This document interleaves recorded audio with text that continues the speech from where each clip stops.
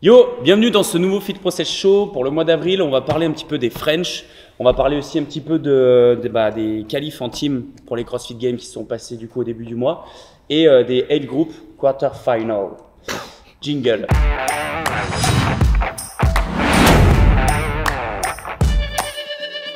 Bon, comme vous voyez, Flo me respecte toujours autant. Petite particularité pour cette édition, on a David et Ellie qui sont du coup de CrossFit Louvre qui nous ont rejoints sur un visio. On a pu échanger et débattre autour du sujet du judging vidéo et ils nous ont parlé aussi des French Throwdown. Donc on retrouvera cette partie à la fin de la vidéo qui dure assez longtemps, voilà pour la petite édition spéciale. Et avant, on parle des autres compétitions qui se sont passées ce mois-ci. On a une invitée aujourd'hui, vous l'avez déjà vue et sûrement vous la connaissez. On a même deux invités. Comment ça va, Kako? Ça va. T'as la pêche? T'as vu, on t'a laissé un petit peu de place. Ouais, bah oui, juste pour mettre mon ventre. Comme ça, tu peux être comme nous, proche de la table. Exactement. J'ai les formes, moi. On va parler un petit peu des WOD Teams qui se sont passés pour les quarts finales. Et moi, je voulais avoir un peu ton ressenti là-dessus, toi qui étais du coup cette année un peu extérieur à tout ça. C'était des bons WOD. Moi, j'ai bien aimé. J'ai même beaucoup aimé. Bon, j'ai jugé. À part ça, je peux pas faire grand-chose. Mais du coup, ouais, non, c'était vraiment des bons WOD Teams. Donc, il y avait et du relais, et de la synchro. Enfin, c'était vraiment pas mal. C'était vraiment un bon test de fitness global. Je trouve l'avantage, c'est qu'on n'avait pas la même surprise que l'année dernière, où on avait les mêmes WOD. Ouais, exactement. Ouais, c'est ça qui était plutôt pas mal, je trouve. C'est que c'était varié et différent, que ce soit les teams, les indives, les masters, les age groups. Tout était différent, donc c'est plutôt cool. Yes. Toi, t'en as pensé quoi? Ouais, donc moi aussi j'ai bien aimé les WOD, je trouvais que c'était bien varié. C'était un bon test voilà, pour passer à l'étape suivante. Donc voilà, je sais pas. Quel est le WOD que tu as préféré? J'attendais la question, merci Lucas. Moi j'ai préféré, dans un team, j'ai préféré la course, le run et les burpees. Synchro à 4. Bien cardio. C'est étonnant. C'est un cardio et puis surtout c'était synchro à 4, donc j'aime bien ça. Moi c'est le vrai score d'une team. On peut pas trop compenser, c'est le plus faible de la team qui met le niveau de la team et du coup c'est aux autres de l'aider et de trouver le bon rythme. Voilà, je trouve que c'est pas mal. Et pour toi, Kako? Moi, c'est le WOD 4. C'était celui avec la synchro à 2. Partait par paire. C'était une sorte de chipper montée-descente. Voilà. Donc c'était. T'aurais bien aimé le faire? Ouais, vraiment. Bon bah cool. Pour le petit débrief au niveau des Français du coup qualifiés, parce qu'on a quand même pas mal de teams françaises, on a 5 voire même 5. On a CrossFit Caen du coup qui s'est qualifié, qui est arrivé 13e des quarts de finale. Ensuite on a CrossFit Minime qui est juste derrière, 14e. Après on a du coup on a CrossFit Green. D'ailleurs chez CrossFit Minime il me semble qu'il y a qui fait partie de la CrossFit Process, c'est Delphine Taurine. Ensuite en 17e place on avait CrossFit Grienne, les copains d'Alsace. Ensuite on avait du coup 30e place CrossFit Wall Spirit, donc les sudistes. Et après du coup 40 et 41e CrossFit Jeunesse et CrossFit Tanka qui a été repêché et du coup qui sera les seuls, ils seront les seuls à être à la compétition à Londres, la demi à Londres. C'est quoi le nom de la compétition déjà, Flo? Stretch in depth. Yes. Et du coup tous les autres seront un All Holland. Voilà pour la petite page des teams. Donc on a hâte de voir les demi ce que ça va donner, s'il y en a qui vont réussir à aller chercher ce qualif aux Games. Ouais, je pense qu'il y a des teams françaises qui peuvent jouer quelque chose, hein. Je pense que ce soit Minime ou Caen. Parce que je pense que c'est les deux teams où il n'y aura pas trop de changements de personnes dans la team. Tout à l'heure, tu as parlé de Grienne. Je pense que même s'ils sont bien classés, Claudia va en indive. Donc forcément, ça va être un peu plus difficile de faire quelque chose en team. T'en penses quoi toi sur toutes les teams? On ne connaît pas tout le monde, mais est-ce qu'il va y avoir beaucoup de personnes qui sont dans cette situation? Franchement, je connais pas toutes les teams. Après, là, ce qu'on peut dire, je pense, c'est d'un côté, il y a Oslo, de l'autre côté, il y a Reykjavik, qui, à mon avis, vont avoir leur place assez facilement. Après, le reste, je pense, ça peut être ouvert. Hein. Ça dépend tellement des WOD, ça dépend qui va être prêt pour le warm, bien s'entraîner dessus. Enfin, voilà, je pense qu'il y a beaucoup de paramètres qui vont jouer. Donc, je pense que pour nos équipes françaises, ça va être jouable. Enfin, pour les deux équipes françaises, Minime et Caen, je pense que ça peut être jouable. C'est tout ce qu'on leur souhaite. On enchaîne du coup avec le Age Group Quarter Final. Je te dis de mieux en mieux. Du coup, donc on a pas mal de masters, comme d'habitude, comme on le dit dans les vidéos, on a beaucoup de masters français qui sont présents sur le processus des CrossFit Games. Est-ce que tu peux nous faire un petit récap des Français qui se sont qualifiés pour passer à la phase des demi-finales? À savoir que là, du coup, on avait 30 personnes sur chaque catégorie qui sont qualifiées pour les demi-finales et après, ce sera que Que 10. 10 personnes. Donc ça, par rapport à l'année dernière, c'est quand même plus serré. réduit, ouais. Bah, l'année dernière, je sais plus combien ils étaient. Je crois que C'était un peu plus je crois tard. qu'ils étaient 20. Ouais, donc ça réduit pas mal. Après, il y en a qui confirment. Hein. Donc, il y a Christelle Eldebs qui est en 35-39, qui est au Games l'année dernière, qui est toujours dans les qualifiés. Alex Jolivet et Maxime Guyon aussi dans leur catégorie qui confirment. Françoise aussi qui confirme. Christian Galli qui est au Games qui confirme aussi qui va être qualifié. Lily dans les 14-15 qui confirme aussi qui va être qualifié. Après, il y a pas mal de petits nouveaux, j'ai envie de dire, qui vont jouer leur place pour les Games. Donc je vais essayer de ne pas écorcher leur nom. Donc il y a en 50-54 chez les femmes, il y a Sabine Tisserand-Ripoll. Qui est dans les qualifiés pour l'instant en semi, donc après tout est possible. Il y a Françoise Labatte en 65 et plus chez les femmes qui s'est qualifiée aussi pour les demi. Après on a un teen en 14-15, Thomas Turmel qui est qualifié aussi et qui est qualifié 8ème, donc tout est possible pour lui aussi pour les Games. Donc voilà, on leur souhaite bonne chance. Après on a 2 Français qui sont 31, donc peut-être que je sais pas si quand on parle là c'est figé les classements ou s'il y a encore les vidéos qui sont... Je pense qu'il y a encore les vidéos qui doivent être vérifiées, donc il y a des chances qu'ils soient peut-être repêchés, j'espère pour eux. Donc c'est Pierre Aron en 35-39 et Tristan Costa en 60-64 chez les hommes. Ok. Donc voilà. Pas mal de monde. Je crois que j'ai oublié personne. Plutôt cool. Au niveau de ces WOD pour les groupes quarterfinal, toi t'en as testé du coup? Ouais, j'ai testé le dernier, le rameur HSPU DU. Il était vraiment cool à faire. Après, c'était vraiment un WOD rameur. Hein. Le HSPU était assez. Ça dépendait vraiment que du rameur. Ouais, même moi qui suis pas très bon en HSPU, j'ai réussi à faire Unbroken. Donc pour les meilleurs, c'était vraiment être fort au rameur dessus. C'est voilà, le rythme rameur qui déterminait ton temps au WOD. Donc, mais plutôt cool à faire. Après, moi, les WOD en général, je les ai bien aimés aussi. Moi, j'ai testé du coup le cord et run. Ouais. Et c'était là, par rapport aux cartes finales indice, c'était vraiment un WOD qui se jouait sur la corde. Parce qu'on y revenait très vite par rapport à l'autre. C'était plus la course. En indice, c'était plus la course. Donc, vraiment pas mal. C'est un peu comme tu disais avec le rameur. Si si au niveau de la corde, tu étais rodé sur la technique, ça allait vraiment bien. Ouais, non, les WOD étaient plutôt cool, je trouve, bien variés. Pareil, je pense ceux qui sont dans les 30, c'est que leur fitness est plutôt pas mal, donc ils méritent d'être là. Ok, et ben on passe à la page du French Throwdown. La qualif a commencé du coup ce mois-ci avec les individuels, donc toutes les catégories d'âge. On a déjà à peu près grosso modo les classements qui sont bon, ils sont pas encore fichés. Ça peut pas mal bouger vu qu'il peut y avoir pas mal de pénalités, sachant que les French sont très intransigeants sur tout simplement les standards. Donc moi je trouve ça cool que ce soit vraiment bien regardé et que ceux qui sont toujours un peu à la limite ou à peu près, qu'il y ait des sanctions qui soient plutôt prises. Donc je sais pas après toi ce que tu en penses. Moi je trouve, intransigeants, je trouve ils sont juste, c'est normal quoi. Ouais. Je pense que c'est juste normal. Je pense qu'il y en a beaucoup qui soit jouent avec la limite ou soit ont l'habitude de s'entraîner un peu comme ça. Mais voilà, là au moins il faut que ça soit clair et net sur tes raids. Donc l'extension en haut, les HSPU un peu devant, tous les petits trucs qu'on fait habituellement, là il fallait que ça soit net et clair, donc voilà, je trouve que c'est bien. Donc juste avant de mettre le petit visio et de parler, de voir notre petite conversation et notre échange avec David et Ellie, juste Kako, toi, est-ce que les WOD des French t'ont fait envie? Oui, beaucoup. Est-ce que tu avais envie toi, ça fait combien de temps déjà que tu les aides? Depuis quelle année? Ça aurait dû être la 7e année, je crois, là, si je me trompe pas.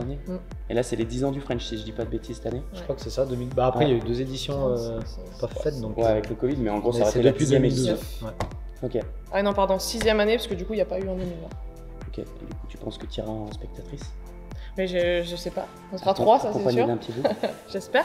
Ok, donc maintenant on va retrouver Ellie et David sur visio pour parler un peu des standards et du French Throwdown en plus détaillé. Mais juste, est-ce que Kako, toi, tu as quelque chose à ajouter sur ces standards? Moi, tu veux parler de mon extension de hanche que tu me ou de rabâches jambes que je te rabâche à tous les entraînements? Moi, au contraire, je trouve ça très bien qu'il soit un peu carré sur le truc. Et je pense que c'est comme ça qu'on devrait coacher tout le temps. Nous, on essaye en tout cas de faire ça. Moi, je sais que quand on était en team, comme tu le dis, je suis un peu chiante sur ça, je suis un peu trop carré sur ça, mais je préfère que ce soit comme ça et bien fait. Et au moins, il n'y a pas de suspense sur rep par rep. Plutôt que de voir, je trouve ça dommage en fait quand les compétiteurs ils s'entraînent un peu, ils font les efforts, mais du coup il y a toujours cette fin de mouvement qui n'est pas verrouillée ou pas dans le standard et du coup ça gâche un peu le mouvement. Ça rend un crossfit moins propre et je trouve ça moins joli à voir au final. Du coup tant mieux. Ok. Bon, bah, cool. Et bah, let's go pour le visio. On se retrouve à la fin de la vidéo pour débriefer et parler des compétitions à venir sur la phase été. Il y en a beaucoup. Ok, donc ça tourne. Et ben, on se retrouve du coup donc, avec David pour parler un petit peu des French Throwdown et du coup de notre débat de ce mois-ci. Juste une petite chose, David, on va faire ce qu'on appelle une FP sur le Field Process Show. C'est une fast presentation. Donc l'objectif, je vais te poser des questions qui sont les mêmes pour tout le monde. Ça va être d'y répondre le plus vite possible. Donc Flo va être là pour chronométrer. Et vu que Ellie nous rejoint un petit peu après parce qu'il était pas dispo à cette heure-là, il fera aussi la fast presentation et on verra qui est le plus rapide. Ok, on verra s'il est plus. Je mets le chronomètre. T'es prêt? T'as bu un coup? Tu vas pas bafouiller? C'est bon? Je vais peut-être réviser un peu mes notes, alors attends. Ouais, c'est bon, je suis prêt. Ok, donc nom, prénom, âge.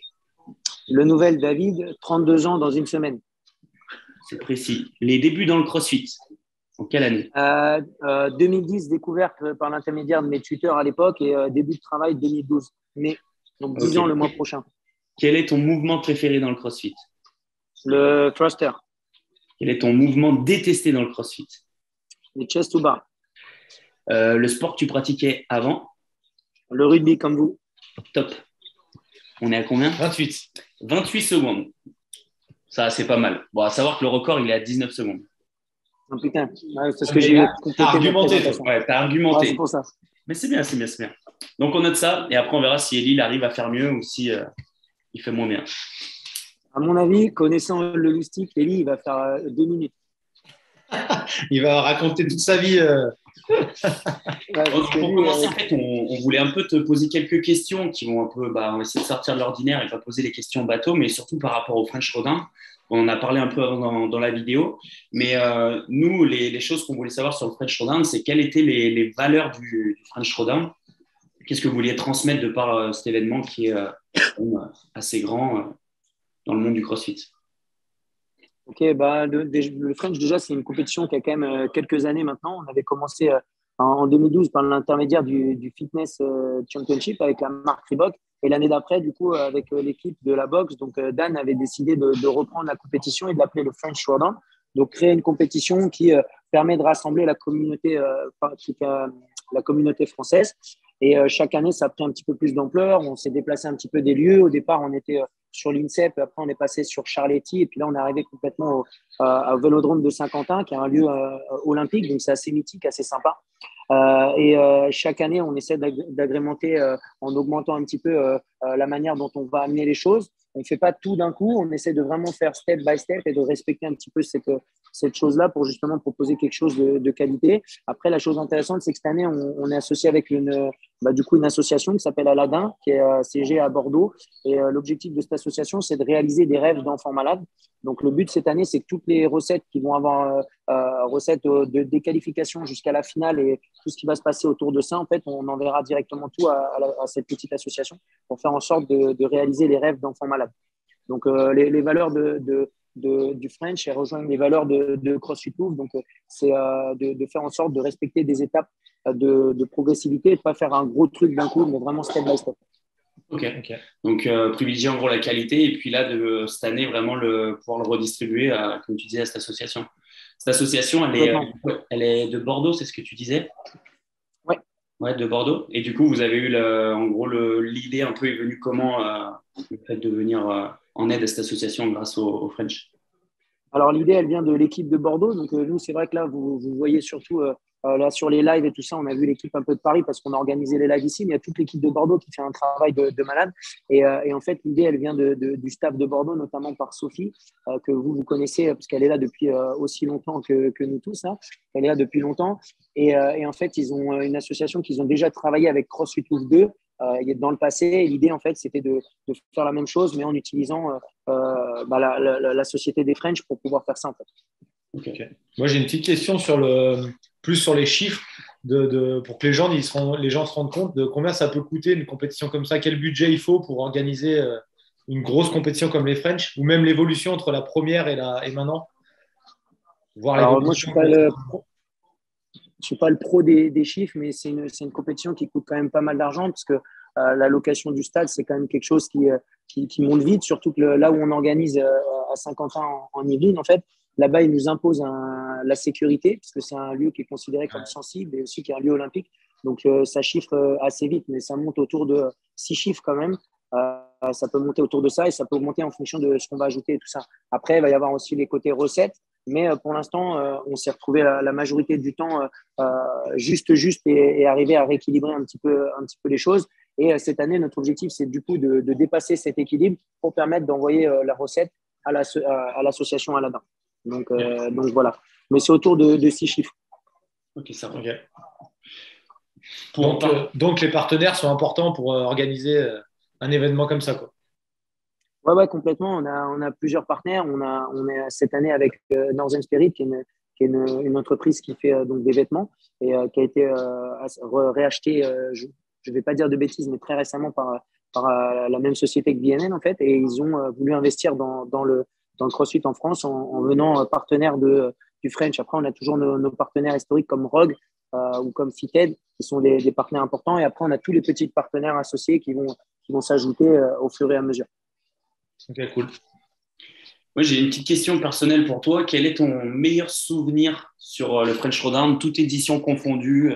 Vraiment, quand tu penses au French Throwdown, la chose, tu te dis, ah ouais, putain, là, c'était vraiment cool. Quand tu as fait les squat clean, non, je déconne.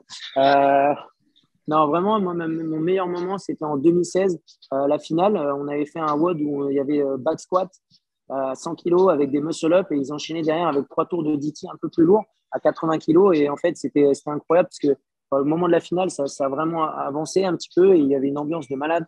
On a à la fin Alexandre Jolivet qui avait tiré Jonas Muller sur la ligne d'arrivée. Enfin, c'était un des meilleurs moments, je pense, pour moi et je pense que même pour Julian, là, qui n'est pas très loin d'ailleurs. Je sais que c'est un mouvement aussi, un des moments qu'il a aimé beaucoup. Donc 2016, je pense que moi, c'était mon année préférée. C'est pas cette année-là où le time cap a été enlevé par Daniel? Il y avait une possibilité que le time cap soit enlevé par Daniel cette année-là. Exactement. Il me semble que j'ai souvenir de ça. Ouais. C'est pour ça qu'il y avait 2-3 athlètes qui nous avaient insultés sur le moment, mais qui avaient vraiment, en rigolade, hein, bien sûr, qui avaient passé un bon moment. Mais je pense vraiment que c'était vraiment une belle année. Kako m'en avait parlé de ça, donc c'est cette fameuse année. Okay. Ouais, c'est ça. 2016, c'était la dernière année à l'INSEP. Et l'année d'après, donc vu qu'on avait grossi un petit peu, on a délocalisé à Charlity. Et du coup, voilà, on avait changé. Et pour parler un petit peu en termes de… Parce que là, maintenant, on sait qu'il y a beaucoup d'athlètes, beaucoup de catégories. Mais si on devait comparer entre justement cette première édition et l'édition à venir, voire même l'édition de 2019, en termes de quantité d'athlètes, c'est passé de combien à combien?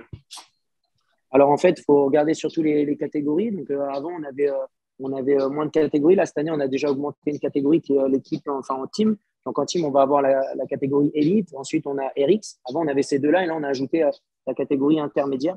Après, dans les individuels, on va avoir donc les élites. On prend 40 personnes en garçons, 40 personnes en femmes. Ensuite, on a les RX. On en prend 20 et 20. Intermédiaire, 20 et 20. Scale, 20 et 20. Et après, on part sur les age group et les teens, où là, on prend 10-10, sauf les 35-39, où on prend 20-20. Donc, ça commence à faire beaucoup d'athlètes, sachant que les teams, c'est 3 personnes. 4 personnes, excusez-moi, j'étais encore sur 2000, je ne sais plus combien. Mais voilà, 4 personnes, 2 garçons et 2 filles. Ouais, donc, ça fait un petit paquet. Aux environs de 1000 athlètes, je pense. C'était pas loin. un peu moins, autour de 700. Okay.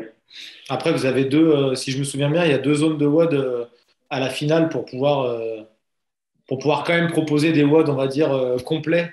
Parce que c'est vrai que souvent dans les compètes, on voit beaucoup de catégories, mais du coup, les WOD sont super courts pour pouvoir faire rentrer tout le monde. Vous, l'avantage, c'est que vous avez 2 zones. Du coup, vous pouvez proposer quand même un panel de tests sympatoches, quoi.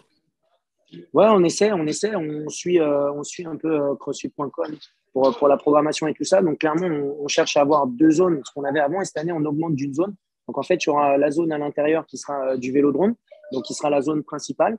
Et à l'extérieur, on va faire 2 zones d'entraînement qui permettront justement de faire passer un petit peu les athlètes sur différents entraînements. Après, je ne peux pas vous dire combien d'entraînements parce que c'est un peu un secret en quelque sorte. Mais le but, voilà, c'est de faire en sorte qu'on touche un petit peu à toutes les qualités physiques, qu'on travaille un peu plus sur du long, comme du court, qu'on manipule des objets externes différents peut-être de d'habitude. On a la base nautique à côté qu'on peut utiliser également. Donc, ça nous permet quand même de faire des WOD assez sympas. Après, le but, ce n'est pas non plus d'avoir une compétition comme les régionaux, c'est-à-dire où on a vraiment 2 WOD, un le matin, ou un l'après-midi, comme tu avais pu faire notamment Flo à l'époque, où tu avais 6 WOD et tu peux te préparer là-dessus. Là, l'idée, c'est vraiment de faire une compète où les gens ils viennent passer un bon moment et on essaie de leur donner quand même pas mal d'entraînement, sachant qu'on cherche aussi à garder le côté un petit peu scaling en fonction des catégories, en suivant les règles de base de CrossFit, quoi. Okay. Par rapport au scaling et au volume notamment. Donc les élites font plus d'entraînement que les autres catégories, par exemple. Ok, cool. Ouais, ça va être un bel événement quand même. Ouais, bah, ça va être cool, on a hâte de faire ça. C'est surtout qu'on a fait 2 ans sans avec le Covid, hein, comme beaucoup d'événements. Donc ça va être... Ça vous a permis de mieux le préparer encore ou ça a rien changé? Je pense que si, au contraire. Après, là, c'est moi qui parle maintenant, mais je veux dire, le travail, c'est toute une équipe, quoi. On a plein de gens qui ne sont pas trop mis en avant et qui travaillent beaucoup sur beaucoup d'aspects des French, etc. Notamment, par exemple, l'équipe de Bordeaux qui fait un travail de malade. Julian, qui est le directeur de cette compète, qui fait beaucoup de choses. Et en fait, l'idée, c'est souvent... nous, tous les mois, on a un meeting avec les équipes de Paris, Bordeaux. On se retrouve souvent à Bordeaux et en fait, on peut anticiper beaucoup de choses par rapport au French. Là, l'idée, c'est de faire un truc vraiment gros, mais qui reste quand même assez humain, faire en sorte de rassembler la communauté française, faire une réunion des affiliés qui sera organisée donc, par CrossFit France. Donc, ça permettra vraiment d'amasser pas mal de personnes. Donc, le 24, 26, 25, 26 juin, du coup, au Vélodrome, comme je disais tout à l'heure. Et l'idée, c'est vraiment de se concentrer là-dessus. Pour répondre concrètement à la question, oui, le but, c'est de réfléchir et de mettre en place pas mal de choses pour se dire peut-être qu'on mettrait des adaptifs ou pas mettre d'adaptifs. Enfin, voilà, organiser un petit peu tout ça et anticiper toutes ces choses-là. What's up? Ça va? Bah ouais, écoute, tranquille, hein. Tranquille, on prend un peu le show, c'est pas mal. Et juste avant d'attaquer et de parler du petit débat où on va parler justement du judging des compétitions en ligne, enfin, notamment des qualifications, on a un petit truc à te faire faire. Faut rester habillé, t'inquiète pas. Ouais, c'est pour ça la coupe de cheveux de David. Okay. Excuse-moi, c'est qui le mec qui est tout rouge là? C'est qui, toi? C'est Eli, putain, je t'avais pas reconnu. Ça va mieux. T'es blanc sous les pecs. En vacances, c'était bon signe. J'ai brûlé au premier degré. J'ai Romain Fayonneau qui m'a envoyé un message qui m'a dit non mais là gros c'est pas un coup de soleil, t'es brûlé, faut aller chez le médecin. Bref. Vas-y, dis-moi. Du coup, on va faire la fast presentation. L'objectif, c'est de te présenter le plus vite possible. Donc, je vais te poser des questions. On a Flo qui est le maître du temps. Et donc, c'est lui qui va prendre le timing. À savoir qu'on l'a déjà fait à David et qu'il a fait un temps qui est très honorable. On va voir si tu es capable de le battre ou si au contraire, c'est un peu chaud. Tu vas avoir un décompte, s'il te plaît? Ouais, je vais te faire un décompte. Dans les pronos, mais je dois me présenter ou c'est vous qui posez les questions, il faut que j'y réponde? Je te pose des questions. Ok. Savoir qu'il n'a pas misé sur toi. Hein. Donc, on y va. 3, 2, 1, top. Nom, prénom, âge. Élie Margerin, 37 ans. Tes débuts dans le CrossFit. Quelle année? 2011, un copain qui m'a vu une vidéo qui n'aurait pas dû m'amener. Ton mouvement préféré? Le deadlift. Et ton mouvement détesté? Le dumbbell squat snatch. Et le sport que tu as pratiqué avant? Karaté, sport de combat. Top. 21 secondes. Pas mal. On va savoir pour David, on était à 28 secondes. Première victoire. Non, nickel. Du coup, donc, on a parlé un peu des French et maintenant, on va passer un peu au débat de la vidéo. Donc, pour juste te resituer, Ellie,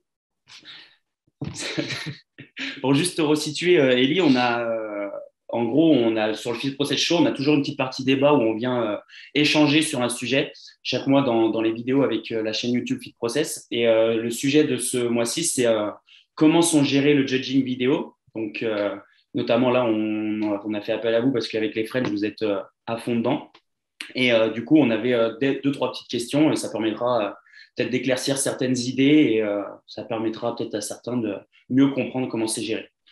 Donc la première question, juste, c'est savoir, vous, parce que souvent, c'est pour gérer un peu tout ce qui est pénalité, tout ce qui est no-rep, c'était comment vous gériez le pourcentage par rapport au no-rep. Par exemple, quelqu'un qui va faire une no-rep de temps en temps et quelqu'un qui va être complètement no-rep. Comment vous pouvez gérer si vous enlevez 1 minute de temps, si vous pénalisez de temps de répétition? Ça, c'est la première question. Alors moi, je vais parler pour la catégorie dont je me suis occupé principalement, c'est à savoir les élites. Donc, sur les élites, on est resté sur quelque chose qui est assez proche de ce qui a été fait la plupart du temps par CrossFit et les CrossFit Games, à savoir finalement un truc assez simple. Première question, au-delà de juger la perf, c'est est-ce que la vidéo elle est recevable? Donc, est-ce que l'athlète il a pris le temps de se présenter, de prendre les bonnes mesures qui ont l'air d'être correctes et est-ce qu'il est visible avec son chrono pendant tout le temps de la vidéo? Ça, c'est le point numéro un. Si c'est un de ces critères qui n'est pas présent, donc normalement, la vidéo, elle est rejetée. D'accord? Ça, c'est le premier critère. Ensuite, si la vidéo elle est acceptable, après, effectivement, vient la question du comptage des reps, étape numéro une, parce que parfois, ça peut arriver que l'athlète ne rende pas le bon score par rapport à ce qu'il a effectué comme nombre de reps total. Et ensuite, une fois que ces éléments-là ils sont vérifiés, vient la question de la validité des reps par rapport aux standards qui sont émis par la compétition. Différentes compétitions, différents standards. Et là, c'est assez simple. C'est pas compliqué. De 0 à 5 no reps incluses, on va considérer simplement qu'on va faire une pénalité sur le score. Donc, une pénalité qui peut être soit une pénalité en termes de temps. On essaye de comptabiliser le temps gagné ou perdu en faisant ces no reps-là, soit une pénalité en termes de répétition. Par contre, au-delà de 5 no reps, là, entre guillemets, on s'embête moins et on applique une pénalité de 15% à l'intégralité du score de l'athlète. Okay. Après, pour creuser un dernier point dans le détail, moi, sur ces qualifs-là, par exemple, j'ai eu la chance d'être binômé avec un autre entraîneur, et ce qui a fait aussi que lorsqu'il y a éventuellement un doute ou pour conforter certaines décisions, ce qu'on fait, c'est qu'on le soumet aussi à l'avis des autres personnes avec qui on travaille. Donc, ce n'est pas une prise de décision unilatérale. On regarde et puis on tombe d'accord et ensuite on prend la décision. Ok. Moi, j'ai une petite question. Je pense qu'il y en a beaucoup qui se la posent. Est-ce que du coup, vous regardez les vidéos en entière pour tout le monde ou est-ce que des fois, vous voyez que le début de la vidéo c'est très propre, par exemple, et du coup, on passe à la suite ou est-ce que vraiment vous forcez à regarder la totalité? Tu vas répondre à celle-là? Non, vas-y, si tu veux, gros. Non, en fait, cette année, du coup, pour reprendre juste au début, cette année, ce qui a simplifié les choses et ce qui a fait qu'on a été très exigeant sur les standards, comme on fait habituellement, même au French le jour J, mais c'est que cette année, on avait un panel de coachs et on a déterminé des catégories en fonction de l'expérience des coachs. Donc, par exemple, sur la catégorie élite, on a mis Eli avec Antoine qui est coach level 3, Eli qui est séminaire staff, qui est level 3 aussi, et la même chose dans la catégorie des femmes, en fait. Ce qui fait qu'on avait à chaque fois un nombre de personnes qui s'occupaient de la catégorie qui permettait de voir quasiment l'intégralité de la vidéo, en fait. Donc, l'objectif, c'est que, comme l'a dit Eli juste avant, ça ne va pas être forcément de compter chaque rep de chaque double under. Maintenant, la totalité, est-ce que les standards sont respectés sur l'ensemble de la vidéo? Donc, ça peut aller assez vite. Je veux dire, si on allume une vidéo, comme tout à l'heure, on regardait le WOD numéro 4, je veux dire, si les 3 premières répétitions d'un snatch sont nos reps, après, on avance un petit peu, on voit si les autres sont nos reps et ça va quand même assez vite. Maintenant, on prend le temps quand même de visionner une première fois, puis une deuxième fois avec l'aval d'une autre personne pour déterminer si on met une pénalité ou non. Je veux dire, on ne se permet pas, parce qu'on est derrière un ordinateur, de mettre des no-reps à tout va et se dire, ouais, c'est lui, je ne l'aime pas, je mets un no-rep. Ce n'est pas du tout ça. Le but, c'est de se dire, OK, il y a un standard qui est clairement marqué sur les feuilles et l'objectif, c'est de mettre des no-reps. Je prends l'exemple s'ils ne sont pas respectés, pardon. Mais sur le WOD numéro 2, par exemple, on savait qu'on aurait sûrement des problèmes avec le hang squat clean, parce que quand on avait programmé des squat clean au French, il y avait beaucoup d'athlètes, même des athlètes d'expérience, qui descendaient la barre trop vite. Donc ça, c'est souvent que dans leur entraînement personnel, ils prennent l'habitude de descendre la barre vite. En fait, ils éjectent la barre alors qu'ils n'ont pas encore terminé l'extension. Du coup, si on regardait le WOD 2, c'était les premières choses qu'on regardait sur le premier visionnage. Sur le deuxième visionnage, on regardait si le nombre de répétitions correspondait au score, comme l'a dit Eli tout à l'heure. Et en fonction de tout ça, on adaptait s'il fallait mettre une pénalité ou non. Maintenant, il y a plein de personnes qui n'ont pas eu de pénalité parce qu'ils ont bien fait les choses et ils avaient déjà une personne qui les jugeait. C'est le premier conseil qu'on demande. Et la personne qui juge, elle doit dire si le standard elle est respecté ou non par rapport à ce que nous, on a demandé dans les scorecards, en fait.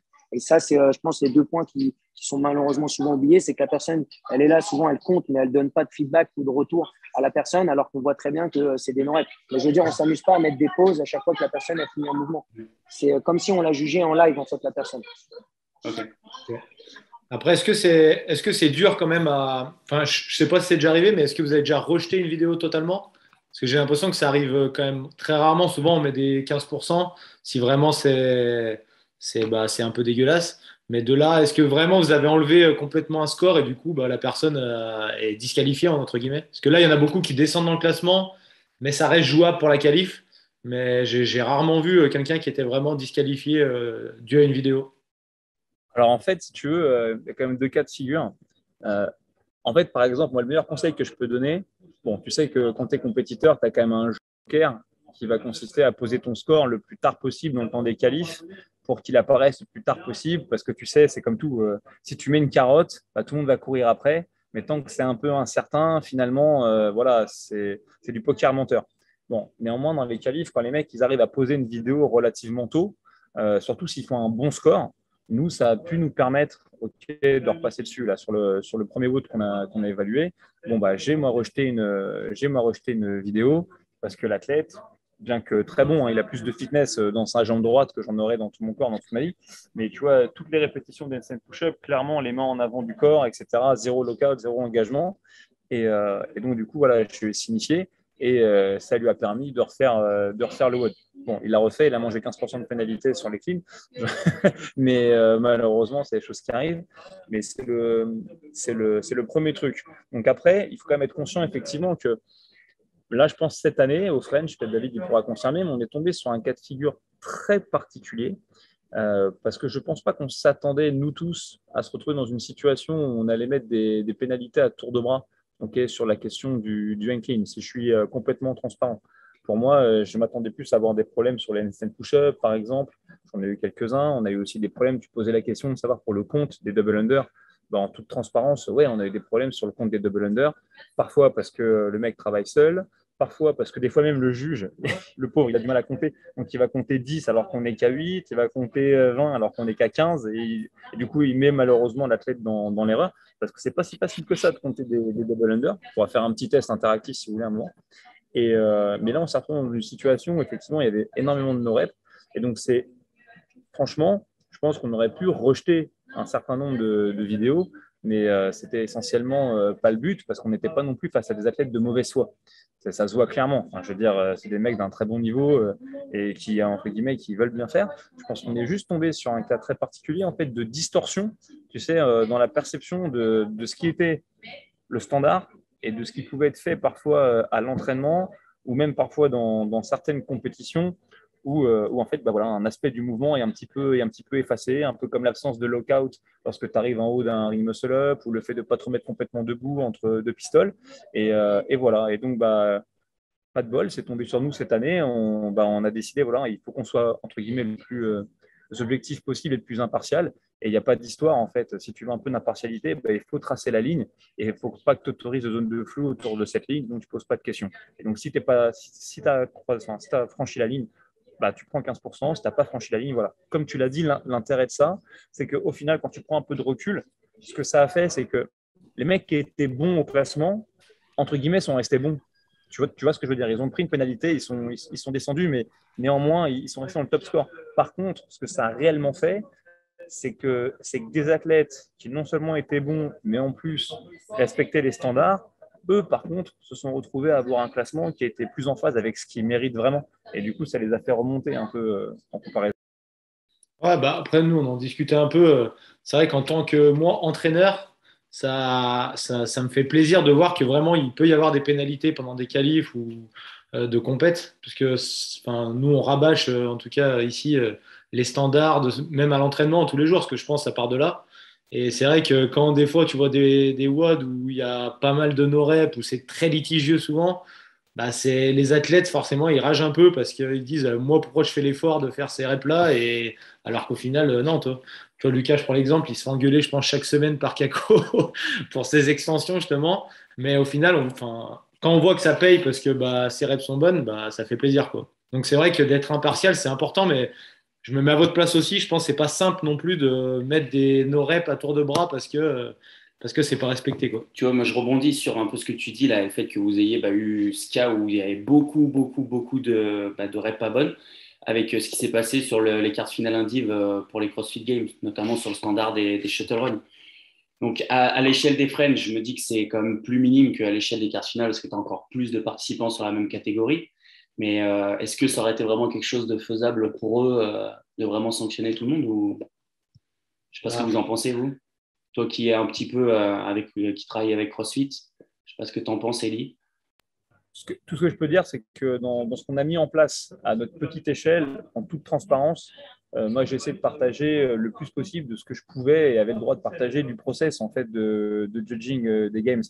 À savoir que c'est un process qui se fait à beaucoup de niveaux, si tu veux. Tu as une équipe qui fait un premier examen, qui va vérifier tous les critères que je vous ai listés, qui va faire une première recommandation. Ensuite, il y a un superviseur qui va regarder les vidéos sur lesquelles il faut qu'il y ait peut-être un éventuel examen. Lui aussi, du coup, va faire sa recommandation. Et quand il y a pénalité, c'est le mec encore du dessus qui lui prend la sanction. Je crois qu'aujourd'hui, c'est le vrai problème, comme tu dis, c'est un problème d'échelle. Au-delà des quarts de finale, ce problème d'échelle, il existe déjà dès l'Open, entre guillemets. Un mec qui est dans le top 10%, c'est quoi exactement la différence entre un mec qui est dans le top 12%, qui respecte tous les standards, et un mec qui est dans le top 8%, qui se fait juger par un aveugle.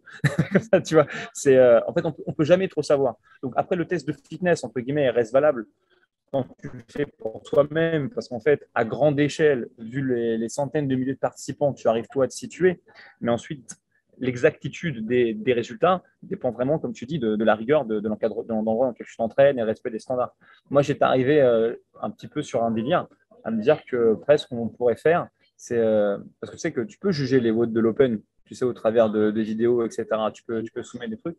Tu me disais que peut-être ce qui serait cool à faire, ce serait de rendre un petit peu à la communauté, tu vois, ou la responsabiliser un petit peu entre nous et dire tenez, tous les mecs qui ont passé le judge course, qui se demandent tous les ans c'est quoi l'intérêt de passer ce truc, même si j'en vois plus d'un, peut-être que ce qu'ils pourraient faire, c'est juger volontairement un certain nombre de vidéos, tu vois, comme étant valides ou invalides, et pour faciliter en fait le premier tri, tu vois ce que je veux dire, qui est fait normalement par d'autres opérateurs qui franchement ont une bonne masse de vidéos à ramasser. Et puis pourquoi pas être récompensé, tu vois, s'ils ont fait un certain volume de vidéos, j'en sais rien, moi, peut-être que le meilleur dans chaque pays, tu lui offres un L1, peut-être que tu lui offres créer un jeu un peu autour de ça, quoi. Ah ouais, et puis comme ça, quelque part, ce qu'il y a de cool, c'est que bon, les meilleurs restent les meilleurs, mais pour le reste de la communauté, celle qui est un peu dans le peloton, mais qui a quand même envie de savoir, tu vois, où est-ce qu'elle en est, etc. Du coup, elle peut savoir, et puis c'est pas que ça responsabilise, mais voilà, ça rend cette partie-là du jeu aussi à ceux qui aiment y participer, etc. Et ça pourrait être fun. Après, pour la question des quarts de finale, franchement, je ne peux pas te répondre parce que cette année, moi, je ne les ai pas jugés parce qu'il fallait, si tu veux, se rendre disponible sur des tranches de temps de 12 heures pour juger toute la masse de vidéos qui allaient tomber, notamment les top scores, tu vois, ceux qui allaient passer le volet d'après. Et donc, vu que j'étais en séminaire, je ne pouvais pas le faire. Mais ce qu'il y a de sûr, c'est que pour tout juger, il faut bien comprendre qu'il y a une tension énorme entre le nombre de vidéos qui vont être soumises et la fenêtre de temps dans laquelle tu dois juger ces vidéos pour les rendre. Donc voilà, moi-même, je ne saurais pas te dire quelle quantité de vidéos exactes a été évaluée par les mecs qui étaient chargés. Nous, on avait un petit. Nous, ce qu'on pensait, ce qui serait aussi peut-être le plus simple, après, c'est sûr que ce serait d'autres crises à gérer, mais c'est rendre la vidéo obligatoire en public pour tout le monde. Et dans le sens où tu as mine de rien, tu as la communauté et tu en as toujours. Nous, on est les premiers à aller voir un peu sur YouTube quelles vidéos sont sorties, voir comment un tel a bougé. Puis tu en as qui s'y prêtent vite. Ils mettent leurs vidéos en public, ils s'en foutent parce qu'ils savent qu'ils bougent propre. Et du coup, donc, on pensait un peu à un système genre comme ça, avec sur le classement du CrossFit, si tu mets s'il y a beaucoup de moins, par exemple, ça va interpeller le judging. Ils vont se dire, cette vidéo, il doit y avoir un problème parce qu'il y en a beaucoup qui manifestent un mécontentement, tu vois. C'est exactement, au niveau des moins, etc., par exemple, c'est exactement ce qui se passe. Maintenant, effectivement, moi, je suis de ton avis. C'est-à-dire que pour moi, si tu as volonté à passer le stade suivant, franchement, ouais, tu devrais prendre en vidéo tous tes WOD. Alors peut-être que sur la première phase de l'Open, tu pourras avoir une certaine forme de tolérance sur la forme, dans le sens où quand tu fais ton WOD avec le reste des adhérents de ta salle, c'est dans la box, etc., tu n'as peut-être pas forcément tout le temps de mesurer, de ci et ça, mais au moins avoir une traçabilité, que le WOD a bien eu lieu, qu'il y a une certaine façon de respecter les mouvements, et aussi parfois quand même faire confiance. Lorsqu'on n'est qu'à la phase de l'Open du moins, voilà, c'est une salle affiliée, tu as un coach, etc. Ouais, parce que mine de rien, cette pression, tu vois, pour parler en tant qu'athlète, moi, c'est ce que je disais, ce que je ressentais plus pendant l'écart. J'étais plus stressé par la vidéo, les standards, à me dire il faut que ce soit dans le bon angle parce que nous, on le sait, pour avoir fait les demi en vidéo, on savait que sur des squats, si ta vidéo est mal placée, tu as l'impression que tu es no-rep, alors que ta hanche, elle va passer sous ton genou. Et du coup, donc nous, on était là pour dire, même les filles qui ont horreur de se mettre en short, en poum-poum short, elles se sont mis en pom-pom short parce que justement, avec un pom-pom short, on voyait mieux leur squat qu'avec un legging noir, tu vois. Donc, c'est vrai que c'est un stress supplémentaire pour les athlètes et j'imagine qu'en fait, c'est quelque chose qui fait que tu peux vite avoir du conflit ou des gens qui sont mécontents, quoi. Après, moi, pour revenir sur les French, est-ce que vous regardez du coup toutes les vidéos de chaque athlète ou vous regardez que ceux qui sont dans la partie qualifiable, on va dire? On a basé nos retours vidéo sur les personnes qui sont qualifiables. Donc, après, on s'est orienté plutôt sur un workout. Donc, la semaine 1, on s'est orienté plutôt sur le workout numéro 2. Et la semaine numéro 2, on s'est orienté plutôt sur le workout numéro 4, sachant qu'on va faire un review un petit peu avant de lancer les invitations. Mais comme disait Elie tout à l'heure pour les quarts de finale, la difficulté, c'est que c'est surtout qu'il y a un délai de temps qui est court par rapport au volume qu'il va y avoir. Et comme je disais tout à l'heure, la chose qui est vraiment cool, c'est qu'ici, on a une putain d'équipe qui fait qu'on a pu vraiment déterminer des pôles de personnes qui s'occupent, par exemple, on a 2 coachs sur les scales, 2 coachs sur les intermédiaires, 2 coachs sur les RX, 4 coachs sur les élites parce qu'on qualifie plus de gens et que les élites, il y a un money price à la fin. Donc, c'est vraiment des choses qui sont super importantes. Et voilà, moi, après, je pense par rapport à tout ce que vous disiez tout à l'heure que ça part par rapport au coach, au head coach de chaque box qui doivent éduquer les gens. Elie, non, mais c'est la même chose dans ton sport, Elie. Mais par exemple, moi, je viens du rugby. Tu joues au rugby à un niveau de merde, tu joues au rugby en top 14, la passe en avant, elle reste en avant. Il n'y a pas de litige ou je ne sais pas quoi, etc. Et c'est la même chose. Les standards, il y a un moment où il faut tendre les jambes avant de descendre la barre sur les cleans. Et c'est ton head coach qui doit t'apprendre au quotidien à faire ça, en fait. Et je pense que le problème après, c'est que si une personne n'a jamais eu de retour parce qu'elle est habituée à faire une programmation, parce qu'elle est tellement forte qu'elle vient dans la salle, elle met des AirPods dans les oreilles, elle fait son entraînement tout seul et que personne jamais lui dit, OK, ça par contre, c'est no rep parce que tu tends pas les jambes à la fin de ton clean, forcément que la personne elle va comprendre et qu'en compétition, elle fera attention. On a des personnes au WOD numéro 1, je prends par exemple Christophe Horvat, il avait son coach qui était à côté, qui comptait ses reps et il faisait attention à tout, il lui mettait des no-reps quand c'était no-reps et là tu savais que la vidéo elle était de qualité. Et moi j'ai regardé du début à la fin la vidéo et c'était nickel. Alors que tu avais d'autres athlètes, dont je ne dirais pas le nom, mais ils faisaient tout seuls, ils étaient tout seuls, ils avaient même certains de la musique dans les oreilles et tout. Et franchement, ils faisaient un petit peu n'importe quoi. Mais je pense que ça part aussi par le biais des coachs de départ qui doivent apprendre aux gens les règles du sport. Et les règles du sport, c'est que même si tu ne fais pas les games, un squat, tu dois avoir les hanches sous la ligne des genoux. C'est la base de notre sport, quoi. Au-delà des standards. Pour résumer, si vous êtes coach et que vous regardez cette vidéo, la première idée, c'est de s'éduquer et même soit de se renseigner. Si vous n'avez pas pour habitude de faire des compétitions, ça va être de vraiment regarder ces standards et notamment pour chaque compétition que vos adhérents, vos athlètes peuvent faire. Comme ça permettra de voir les variations parce qu'on l'avait vu sur certains standards. D'une compète à l'autre, tu peux avoir un burpees qui est fait d'une façon, un burpees qui est fait avec les pieds qui peuvent se décaler.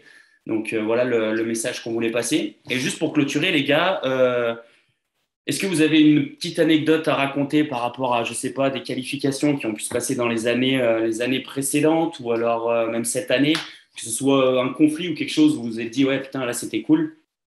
Si vous en avez une, c'est le moment. Il n'y a pas très longtemps, je crois, on a quand même un groupe de conversation pour les juges où on se tient un petit peu au courant, etc. Et je sais pas, par moments ça digresse. Ça envoie 2-3 vannes, c'est sûr, mais des fois ça rappelle aussi des bons souvenirs. Et la raison pour laquelle on essaie de vraiment maintenir un niveau de standard élevé, c'est parce que ce petit jeu-là, l'air de rien, David, le reste de l'équipe, vous aussi, hein, je parle de Flo, et tous les mecs qui vont se reconnaître, qui sont là depuis longtemps, ça fait 10 ans qu'on joue à ça, l'air de rien. Entre l'aventure des régionaux, les French, ce que vous voulez, les London Strudon, en veux-tu, en voilà, les compètes en Italie et compagnie, bref.